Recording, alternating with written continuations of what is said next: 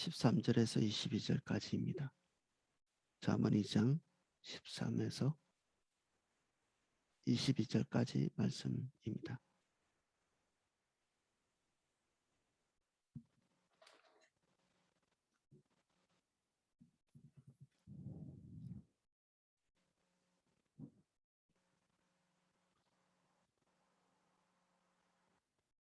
제가 내용을 읽어보겠습니다.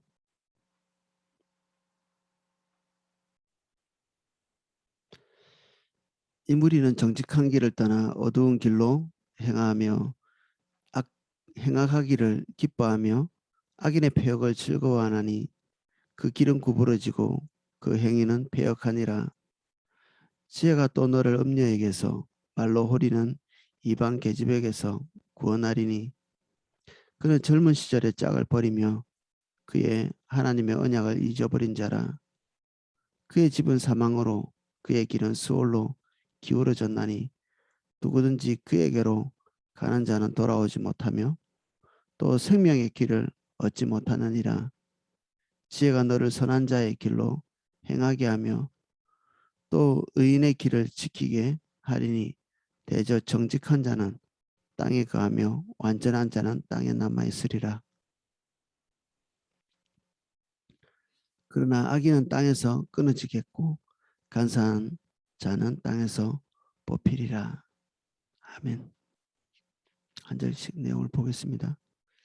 이 무리는 정직한 길을 떠나 어두운 길로 행하며 행하기를 기뻐하며 악인의 패역을 즐거워하나니, 직관적으로 어둡다 이렇게 하면 뭐 좋지 않은 느낌을 가질 수 있죠.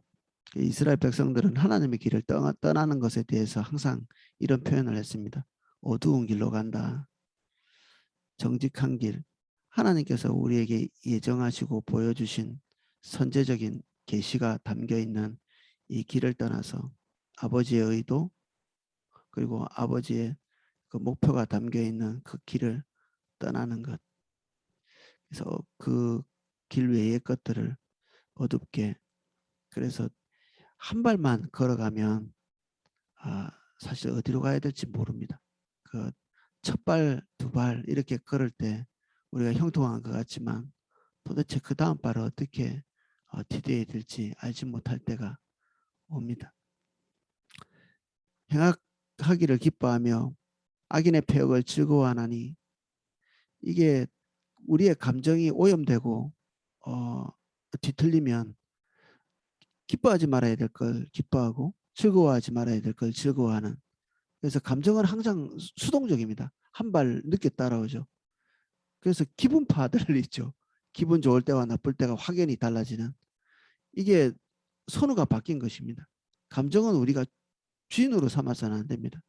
기분파 이렇게 하시는 분들은 감정이 앞서 있고 주도권을 가지고 있고 기분에 따라서 뭐 주의 길을 갈 때도 있고 안 갈 때도 있고, 그래서 하나님의 일을 할 때도 있고 안 할 때도 있고 뭐 그런 것이 기분에 달려 있거나 오늘 주의 길을 따라가는 것이 그렇고 그렇지 않을 때는 순서가 이렇게 달라져 있죠.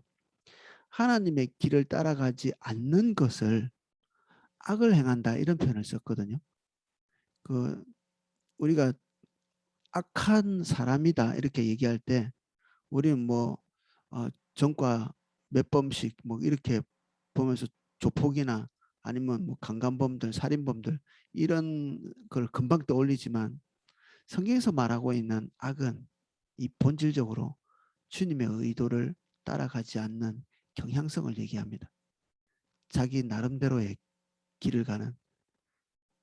그래서 뭐 여러 차례 얘기했지만 베드로에 대한 예수님의 평가가 한순간에 사단의 그 엑기스처럼 하나님의 뜻을 성취하고 하나님의 뜻을 가기를 원하는 자에게 아주 인간적인 애정을 가지고 권면하는. 그래서 이 악은 사실 우리에게 섬뜩한 뭔가를 가져다 준다기보다는 하나님의 길을 슬며시 떠나가게 하는 아주 매끄러운 그런 경향성이 있죠. 그래서 깜짝 놀랄 만한 이런 것이 없는데도 불구하고 하나님의 길을 슬며시 떠나가게 하는, 이게 어떤 면에서는 더 무섭죠. 우리가 뭐 사이코패스 이렇게 해가지고 정말 무서운 사람이다 이렇게 얘기하지만 진짜 무서워야 될 것은 그 경향성, 기본적 경향성이 우리 안에 들어와 있다는 것을 두려워해야 합니다. 우리 안에 들어와 있습니다. 이게 사이코패스 안에 들어있는 동일한 본질적인 것, 주의 뜻대로 하지 않고 자기 원대로 하는 것, 자기 감정의 그 명령대로 하는 것, 자기만 아는 것, 무한히 자기 필요만 추구하는 것, 이런 경향성이 두렵고 무섭게도 우리 안에 들어와 있습니다. 그래서 하나님의 길로 가지 않는 것, 이 패역이라는 말 여러 차례 설명했는데 휘어지고 구부러진 것, 하나님의 잣대 아주 이렇게 올바른 하나님의 길, 이것을 좋아하는 것이 아니라 휘어진 것, 뒤틀린 것, 우리의 탐욕을 만족시켜 줄 만하게 유혹하고 있는 그 올바르지 않은 기준을 선호한다는 것이죠. 이게 미묘하게 우리 안에 들어와 있는데 이런 그 미묘하게 들어와 있는 이 악이 또 다른 악을 만나고 또 다른 악을 만나고, 그래서 무한히 자기 것을 추구하는 이것이 모든 그 지혜 그리고 모든 종류의 명철을 완전히 마비시켜 버립니다. 그래서 우리 주변에서 볼 수 있는 그 남의 감정을 도무지 이해할 수 없는 그 소시오패스나 그리고 무한히 자기 욕구만을 추구하는 사이코패스들이 있죠. 근데 이게 한 사회 전체가 그렇게 될 수도 있습니다. 한 사회 전체가. 우리 그 남미의 그 스페인 사람들이 가가지고 그냥 그 금도 다 빼앗고 사람들을 막 학살하고 이랬다고 돼 있는데, 더 충격적인 것은 그 안에 있던 그 남미의 마야 문명이라고 이렇게 부르는 그 사람들이 1년에 많게는 8만 명씩 인신제사를 드린, 그 피라미드 같이 생긴 제일 꼭대기에서 사람의 피를 흘려가지고 그 아래까지 도달하는, 이게 인간의 피가 자기들의 소원 성취를 해줄 신의 축복으로 이렇게 여겼던 거죠.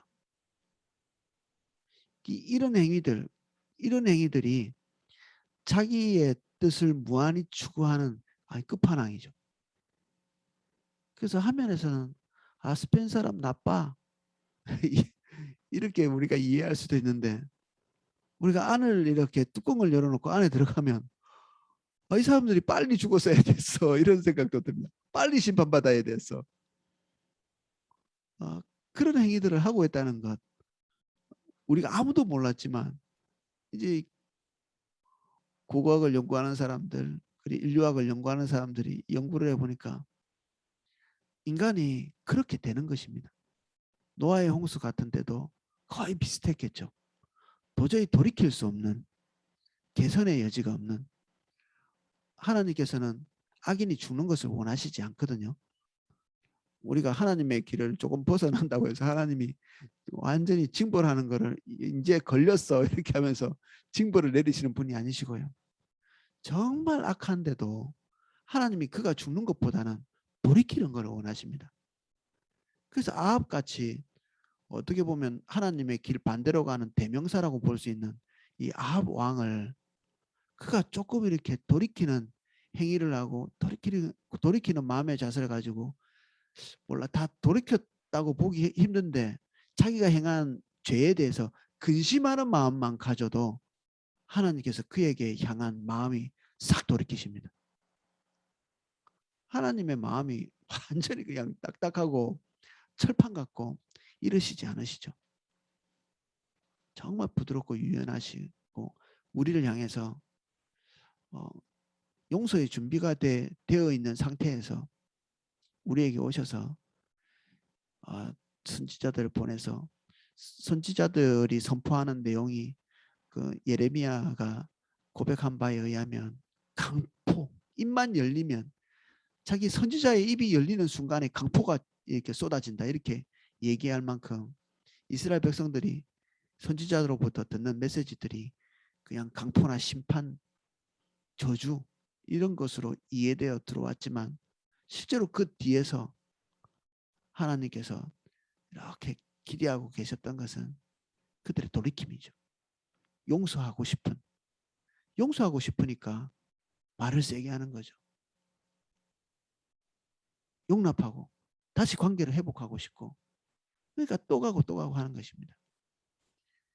그래서 이 호세아는 하나님의 진심 어린 그 마음을 좀 고스란히 담고 예언한 그 삶 전체를 그 예언의 메시지로 이렇게 했던 고멜 같은 엄나는 여인, 남편을 떠난 여인을 사랑하고 포기하지 못하는, 이게 하나님의 본심이죠.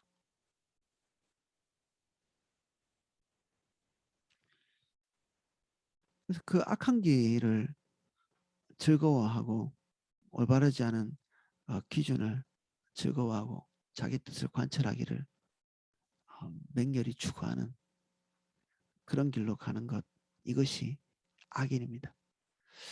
죄인, 악인 조금 느낌이 다르시죠? 죄인은 몇 가지 규정들을 어긴 것 같은 약간 좀 극률의 여지가 있는 이런 거라고도 볼 수 있는데, 악인은 성향 자체의 문제입니다. 그러니까 악인이기 때문에 죄를 지을 수밖에 없는 거죠. 악한 본질을 가지고 있는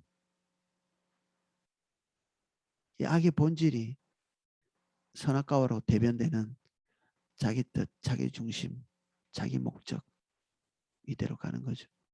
우리가 치를 떠는 그런 범죄자들이 결국 자기 뜻, 자기 감정, 무한히 자기 중심적인 삶을 살다가 그런 나락으로 빠지는 거죠.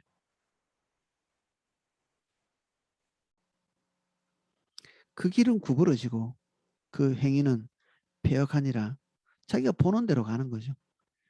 기준이 구부러져 있기 때문에 그리로 달려갈 수밖에 없고, 그리고 그 행위가 그 기준에 딱 맞춰서 될 수밖에 없습니다. 우리 눈과 귀, 특히 남자는 눈, 여성은 들리는 것 조심하고 보이는 것 조심하는, 남자는 보이는 것 조심하고 여자는 들리는 걸 조심하고 소문을 조심하는, 청각과 시각에 쉽게 넘어가기 쉬운 우리의 경향성을 잘 지켜야 되겠죠. 뭐 보고 계시나요? 뭘 듣고 계시나요? 남자는 주님을 바라봐야 되고 여자는 하나님의 음성을 들어야 되고 그렇습니다.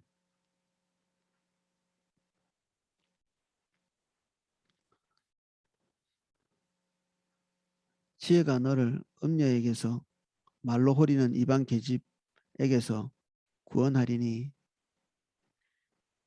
음녀에게서 말로 호리는 이방 계집에게서, 이게 이제 솔로몬에 의해서 기록됐기 때문에 기본적으로 이방인과 이스라엘 백성들의 그런 관계에서 이렇게 도출해낸 표현이라고 볼 수 있습니다.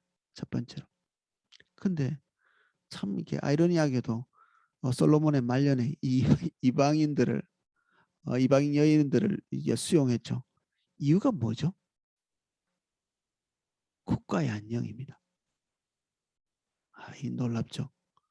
과거에 국가의 안녕을 기대하는 방법은 둘 중에 하나입니다. 전쟁을 해서 상대를 완전히 제압을 하든지, 아니면 이런 결혼을 통해서 평화를 추구하든지.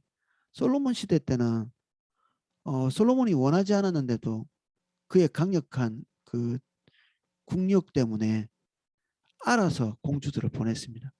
이집트에서 또 다른 그 민족들이 공주를 보낸, 왜 그러냐면 그 결혼 관계를 통해 가지고 유대를 형성하고 그리고 평화를 유지하고, 혹시라도 모를 그 이스라엘, 혹시라도 모를 그런 그 군사적인 그런 위협으로부터 보호하려고 했던 거죠, 스스로를. 솔로몬 시대 때는 군사력을 가지고 그 이방에 들어가서 정복 전쟁을 벌인 일이 없습니다. 그 피를 본 일이 없다는 얘기입니다. 하나님께서 기대하셨던 국가의 한 단면이죠. 전쟁하지 않는, 그리고 하나님의 좋은 통로가 되어주는, 축복의 통로가 되는. 근데 그런 것들을 주시는 것은 하나님이신데, 그런 그 통혼을 통해서 화평을 맺어가려고 하는, 결혼하는, 이스라엘 백성들도 이방 민족들하고 결혼하게 된 그 주된 원인은 평화였습니다. 평화.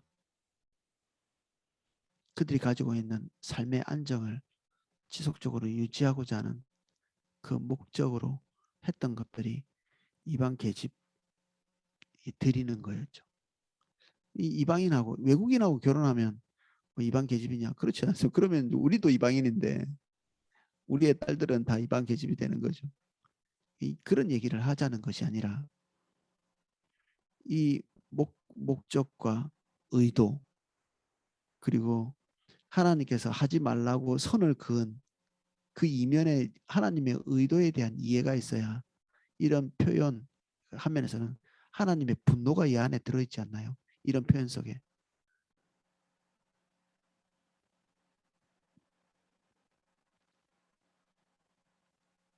그는 젊은 시절에 짝을 버리며 그의 하나님의 언약을 잊어버린 자라.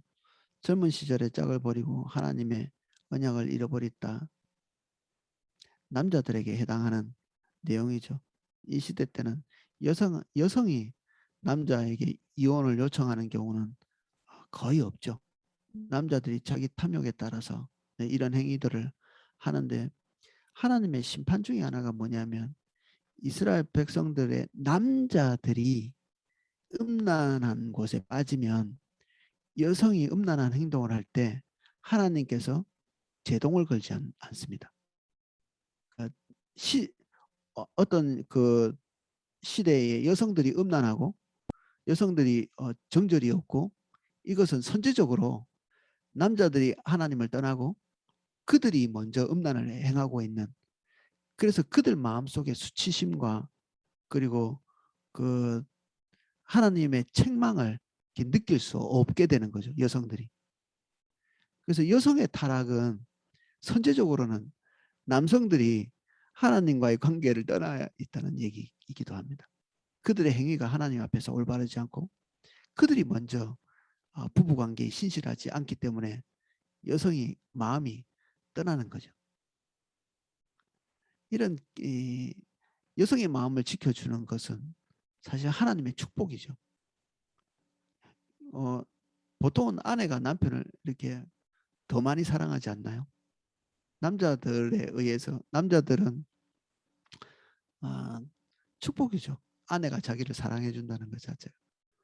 우리가 뭔가 대단해서 사랑하는 게 아니라 뭐 별 이유도 없잖아요. 우리가 뭐 그렇게 대단한 사람, 우리가 뭐 엄청난 돈이 있는 것도 아니고, 뭐 우리가 뭐 연예인처럼 잘생긴 것도 아닌데 우리를 사랑해주고 우리를 향해서 항상 관심을 가져주고.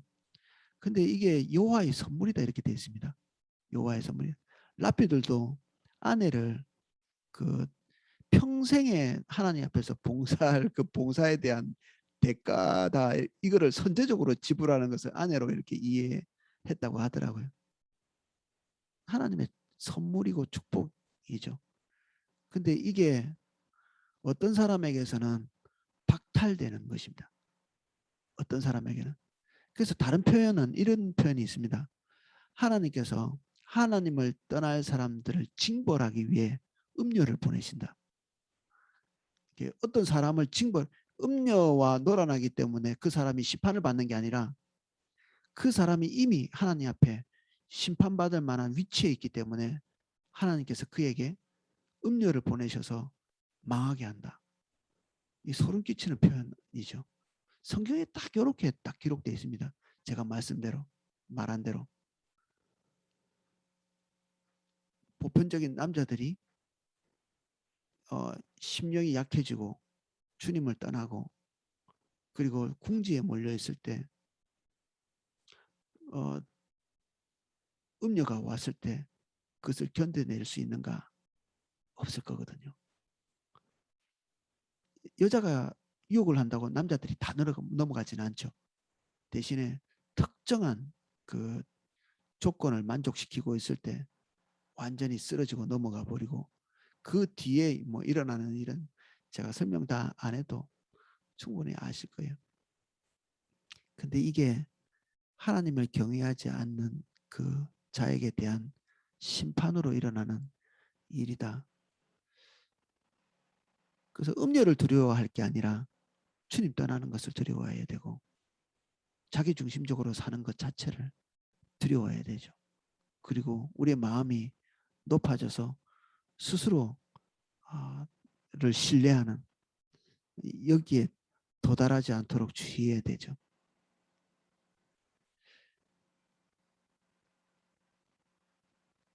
그래서 젊은 시절에 짝을 버리는 사람의 두뇌가 이미 마비되어 있는 거죠. 그가 올바른 것을 판단할 수 없게 이미 선을 넘어가 버린 겁니다. 그래서 이 재앙을 스스로 허락하는 거죠. 주님 떠난 사람의 특징이 다른 사람이 그렇게 말리는데도 자기 죽을 길을 스스로 갑니다. 저 길로 가면 모든 사람들이 저 길로 가면 안 되는데 이렇게 하는데도 본인만 모르십니다. 그 길로 걸어갑니다. 여러 차례 얘기해 주지만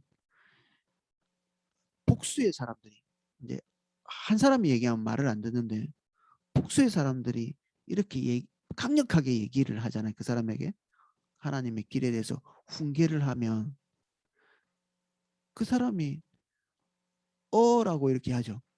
내가 가는 길이 잘못됐나? 그런데 발을 움직이지는 못합니다. 그러니까 여러 사람에게 올바른 소리를 듣는데도 자기가 가는 그 어두운 길에 대한 확신이 서 있기 때문에 이 발이 함부로 움직이지 않죠. 그래 결국은 그 많은 사람들의 그 조언들을 다 묵살시킬 가능성이 많습니다. 그래서 미련한 자의 특징이 뭐냐면 지혜로운 자 10사람보다도 자기를 지혜롭게 여긴다 이렇게 되어 있습니다. 이게 나중에 뒤에 이제 잠언 조금 더 가면 그런 표현을 이렇게 보게 될 것입니다. 미련한 자의 특징이 자기보다 지혜로운 사람, 자기보다 주님을 잘 따라가는 사람 10사람이 얘기를 하고 고면을 하는데도 들을 수 있는 능력 자체가 없습니다. 그래서 어떨 때는 고면을 그렇게 많이 하지 않습니다. 제가 한 번 얘기하고 이제 뒤로 물러설 때가 있습니다. 안 될 것 같은 생각이 들어서 그렇습니다. 근데 주님은 여러 차례 우리에게 말씀하시죠. 반복해서. 그래서 젊은 시절에 짝을 버리고 그의 하나님의 언약을 버린 자, 인생의 부부의 약속을 지킬 날이 얼마 되지도 않잖아요. 사실 우리가 신실하게 지켜봤자 이 땅에서의 계약 관계니까. 어제도 최신규 목사님 어머님 돌아가셔서 한국에 잠깐 나오셨는데 같이 이렇게 얘기하면서 아버지 혼자 이렇게 뭐 건강하시긴 하지만 아버지 혼자 계시고 저도 그 어머니 봤거든요. 옛날에 최신규 목사님 다리 다쳤을 때 와가지고 병간호하던 그 건강한 어머니가 불과 얼마 되지 않아서 암이 발견되셔가지고 돌아가시고 급작스럽게. 근데 아버지 혼자 두고 미국에서 다시 돌아와야 되나 그런 고민도 하더라고요. 아버지가 안쓰러운 거죠. 혼자 사시는 아버지가. 그런데 뭐 아버지의 이제 남아있는 길이죠. 그리고 누구나 다 겪게 되는 배우자 없이 살아야 되는 기간이 누구에게나 찾아올 수 있습니다. 둘 중에 하나는 배우자 없이 어느 날 살게 되죠. 둘 다 다시 동시에 죽지는 않잖아요, 보통. 이 계약 관계가 신실하게 지켜봤자 얼마 되지 않는 기간.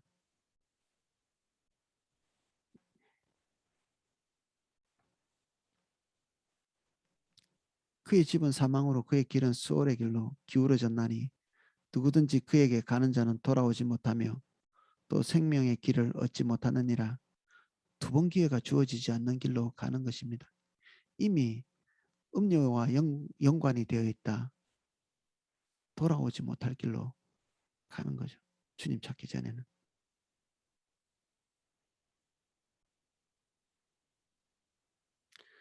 지혜가 너를 선한 자의 길로 행하게 하며 또 의인의 길을 지키게 하리니 대저 정직한 자는 땅에 거하며 완전한 자는 땅에 남아 있으리라.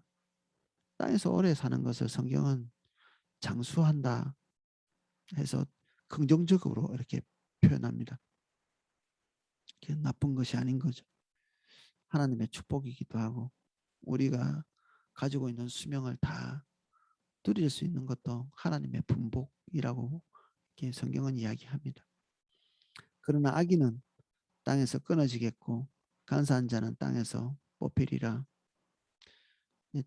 자기 뜻을 고집스럽게 붙들고 가는 사람 그리고 그것을 숨겨두지만 그 겉으로는 어떻게 표현하든지 간에 자기의 그 분명한 의지 뜻 이런 것들을 관철시키는 그러한 자들이 땅에 든든하게 뿌리 박지 못한다. 이런 말을 하는 하나님의 의도는 무엇일까요?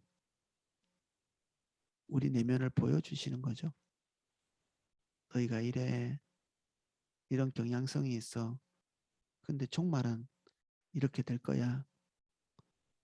그래서 결론 주님 떠나지 말아야 돼 하는 것입니다.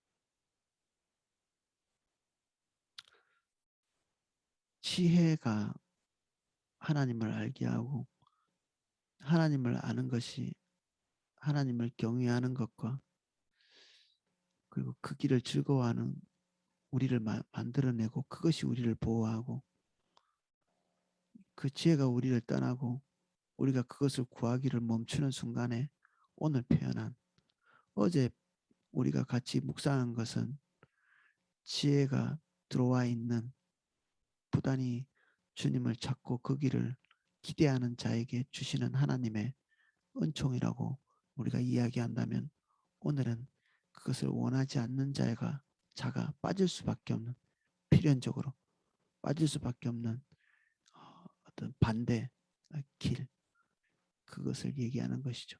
어제와 오늘은 흙과 백처럼 딱 이게 대비를 이루는 그런 내용이라고 볼 수 있습니다.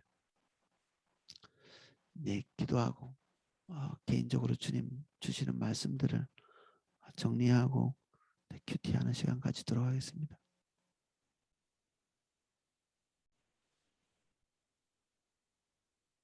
우리가 기본적으로 알아야 될 것이 유치원에서 이미 다 배웠다고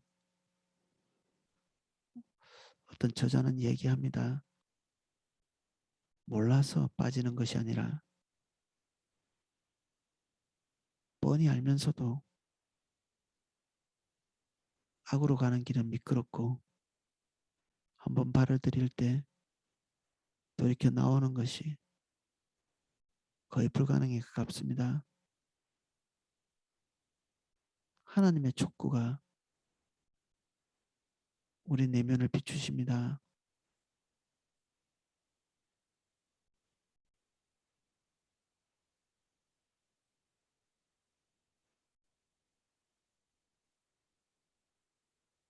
죽을 수밖에 없는 길로 우리 스스로 걸어가는 미련한 자가 되지 않도록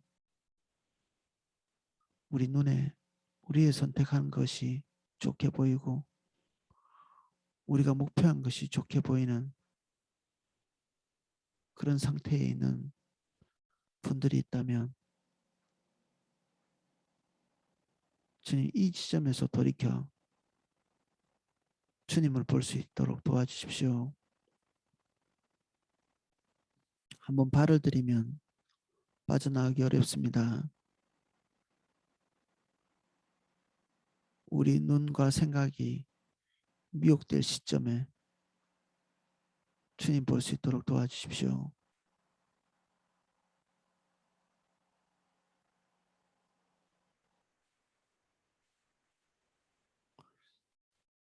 예수님 이름으로 기도합니다.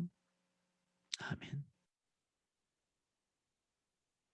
예, 제가 음악을 방송해 드리겠습니다.